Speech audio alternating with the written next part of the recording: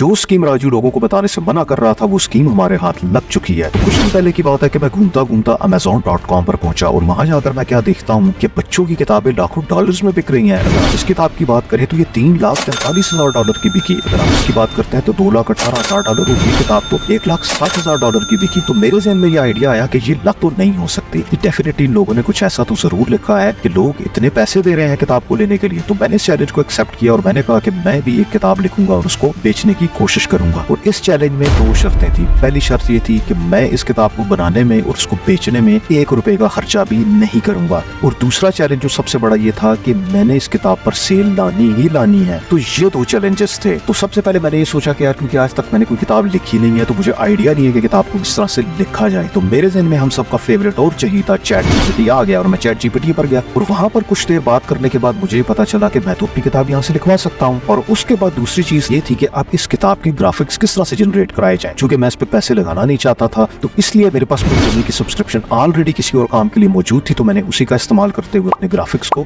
1 by 1 करके generate कराया। तीसरी एक चीज ये थी कि आप इस टेक्स्ट को और इन इमेजेस को किस तरह से मिला के अपनी किताब को डिजाइन कराया जाए। तो हॉल ऑफ फेम, हम सबका चहीता, हम सबका फेवरेट Canva.com मेरे ज़हन में आ गया। तो उसके बाद हमने अपने काम को शुरू कर दिया। कुछ देर की बातचीत के बाद ChatGPT ने मुझे टाइटल लिख के दे दिया। टाइटल लिखने के बाद मैं अपनी किताब को ज्यादा लंबा नहीं करना चाहता था तो मैंने अपने 5 चैप्टर्स रखे और उन 5 के 5 चैप्टर्स के नाम लिखवा लिए, आउटलाइन लिखवा ली और उनकी डिटेल्स लिखवा ली। तो कुछ ही मिनटों की देरी के बाद मेरे पास मेरी किताब लिख के रेडी हो चुकी थी। तो मैं बहुत ही ज्यादा एक्साइटेड था। तो उसके बाद मैं पहुंचा मिडजर्नी पे जाने के बाद मैंने अपने टाइटल से लेके आउटलाइन और हर एक चैप्टर की डिटेल्स को 1 by 1 करके उनके ग्राफिक्स को जनरेट कराना शुरू किया। और कुछ ही मिनटों बाद मेरी किताब के ग्राफिक्स भी मेरे पास अवेलेबल थे। तो मुझे ये किसी मैजिक से कम नहीं लग रहा था। और उसके बाद तीसरा स्टेप था कि मैं कैनवा पे जाकर अपनी किताब को डिजाइन कराऊं। फिर मैं कैनवा पे गया, वहां पर जाने के बाद मैंने एक तस्वीर को अपलोड किया और उस अपलोड करने के बाद उसके ऊपर अपनी किताब के टाइटल से लेके और आखिरी चैप्टर की डिटेल तक मैंने अपने टेक्स्ट को पेस्ट कर दिया और किताब अब मेरे पास डिजाइन होके रेडी हो चुकी थी। आप यकीन करेंगे कि कुछ मिनटों में जिस चीज का हमें आइडिया भी नहीं था, अब वो किताब हमारे पास रेडी होके बेचने के लिए तैयार है। तो अब चलते हैं असल काम कि इस किताब को बेचा किस तरह से जाए। मैं Amazon पे गया, वहां पर जाकर मैंने अपने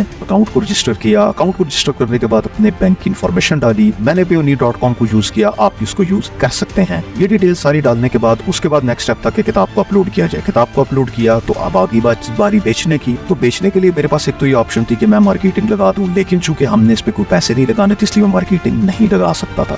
तो मैंने मार्केटिंग लगाए बगैर उसकी अच्छी तरह से कीवर्डिंग करके अपनी किताब को अपलोड कर दिया।